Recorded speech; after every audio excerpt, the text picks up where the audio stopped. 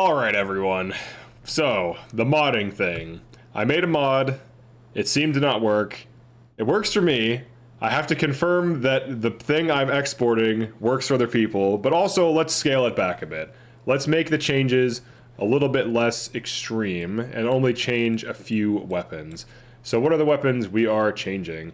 Well, I have them all with me, so let's look at them. Alright, so the weapons that were actually adjusted were the Vector, the M10 Gordon, the UDP, the Fora, the Vintar, Grom, Mark 1, Lavina, and the RPM 74. And of them, the ones that have seen like major breakpoint changes, even though I just gave them like 2 or 3 more damage, are largely these two and this. So the UDP is now a little bit better than Skifs pistol, but still substantially worse than APSB or Rhino. So let's look at that first, because I know a lot of people like the UDP, and it is underpowered in base game. So what did I do? I gave it 2 penetration, and I think 35 base damage. So it will 2-tap any exosuit when it's fully upgraded, and Skifs pistol does 3. That's the difference. Doesn't one-shot headshot. I think that's more than balanced, considering you have to fully upgrade it.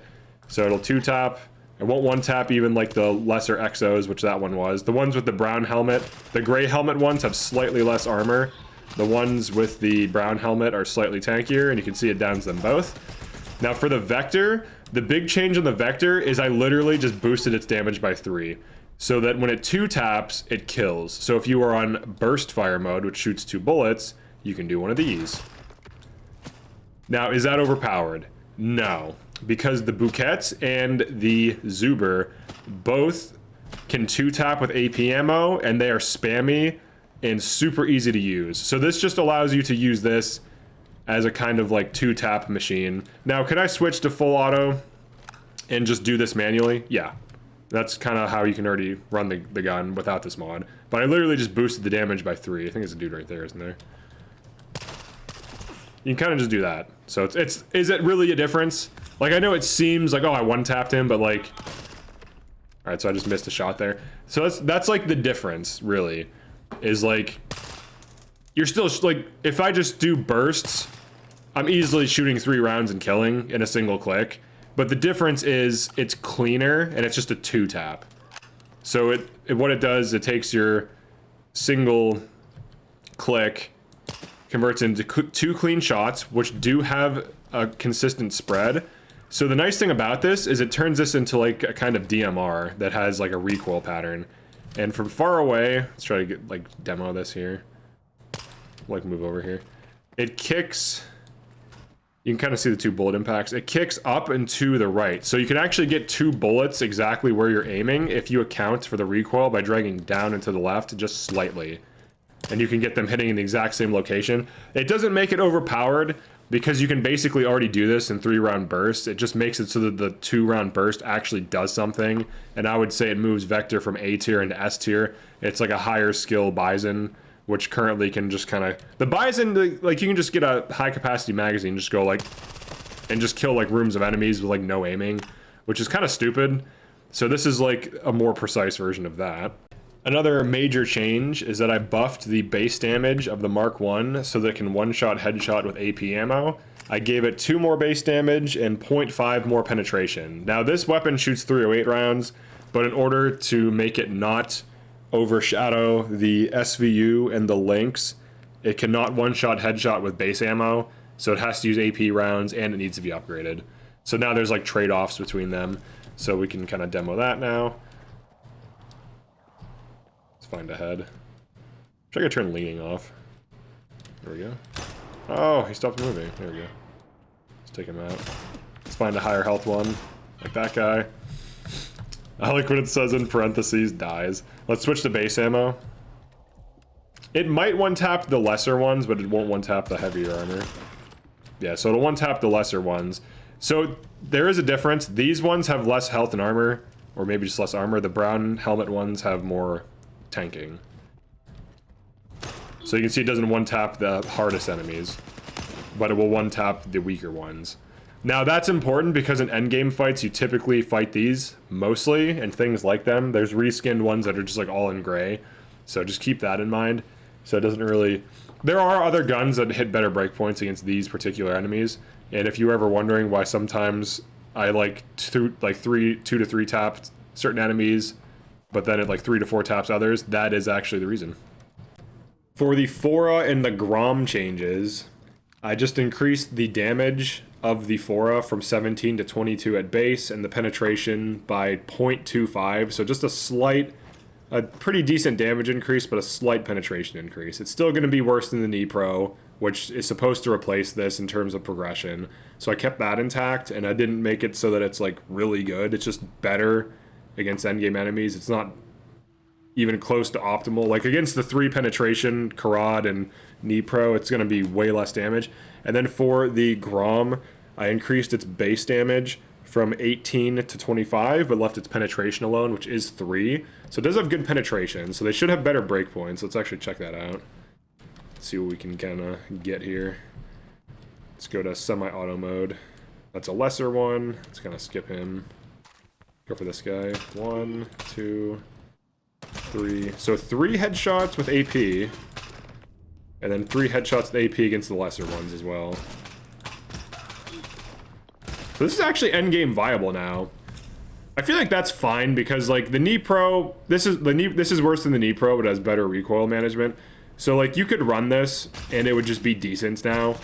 The Knee Pro 2 taps, so consider that. The Knee Pro with base ammo, fully upgraded 2 taps. So this is still going to be worse than the Knee Pro, but if you want to run it, it's at least viable. It can 3-shot headshot now. And then for the Grom, I think it still should be 3, I think. It might be 2. 1, 2. Alright, it 2 taps with AP, but that was a gray helmet. We want to see what a brown helmet can take. So let's reload and check it out. Let's check this out against the heavier armored ones. There's one right over here. Sleeping. 1, 2, 3. Alright, so it is 3. 2 for that. I'm fine with that. 2 AP against these. Actually, a lot of guns kill, surprisingly. Against these ones, it's usually 3. The Vintar's damage has been buffed from 35 to 40. I don't really think that that will change its breakpoints. It'll just make it a little bit better against mutants. So against, like, 2 taps, gray helmets. Yeah, definitely 2 taps, gray helmets. Let's check out against the brown helmet. 1, 2, 3. Yeah, 3 taps, brown helmets, 2 taps, gray helmets. I think that's fine because this weapon can go automatic. So if it's 2 tapping with this like level of suppression, which actually is quite good, it's kind of crazy because it can go full auto and basically be a kind of like close ranged, like, I don't know, DMR type thing. Like, it's pretty effective actually. The zoom level is actually quite good on a lot of guns because it allows you to like hit the enemy's head before they can even react to you. So I think this is actually fine. I'm fine with this. 3 headshots AP to kill the best enemies in the game with a fully automatic weapon that has like fairly easy to negate recoil. I think that's fine. Let's check out the Lavina now. Single shot AP rounds, fully upgraded. So slight damage increase on it. 1, 2, 3. That's not bad. So they're pretty similar breakpoints. And then for the other weapons, let's do the LMG. So the LMG, I just gave it a slight base damage increase from, I think, just 25 to 27. So it's just a little bit of quality of life versus mutants. Nothing too crazy. I don't think it'll change its breakpoints. Like, I think it's still, yeah, like 2 taps the lesser ones. Let's heal up. I think this is a brown helmet. Yeah, let's check this out. Let's make sure we slowly... What I hit? No, I didn't hit him. Alright, that's 1, 2. So 2 taps. So 2 taps, that might have put it over into a new breakpoint. It does have 3 penetration though. So I think even at 25 base damage at 2 taps with AP for sure. Because you're basically penetrating all their armor. So that's pretty good because like one of the things you can do is like just like start mowing down the entire room of enemies pretty easily.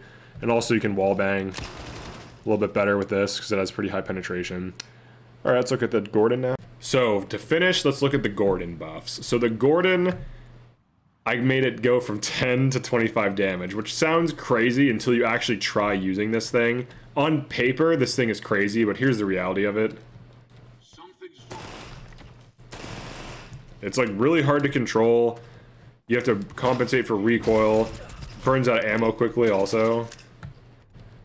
It's just fun, but it burns through ammo, durability, and its own magazine. Like really, this is the extended mag of 40, and you have like, I would say like 2 to 3 kills with it.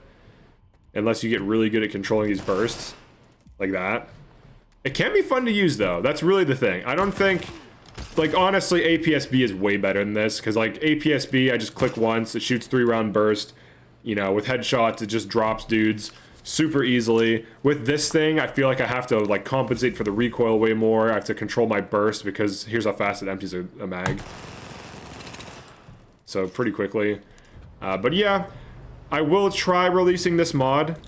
So if you want to try it out, first of all, I need to make sure that it works. And this literally just changes one CFG file. Smaller scale than the master mode mod, easier to run. So we'll ship that out, and then if people can try it, let me know. If it works, let me know. Obviously, it's running right now, and it's just a CFG file. It just tweaks some base values. If you're running another mod that changes that CFG file, it might not work.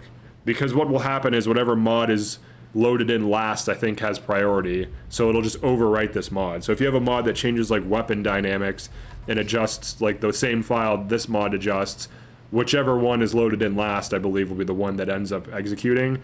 So if you have a mod that changes weapons, it's not compatible with those. So it could be that maybe the person who tried it that was running into issues ran into that issue because of the another mod or something. All right, I'm dying from an emission, so I think it's time to go. Peace.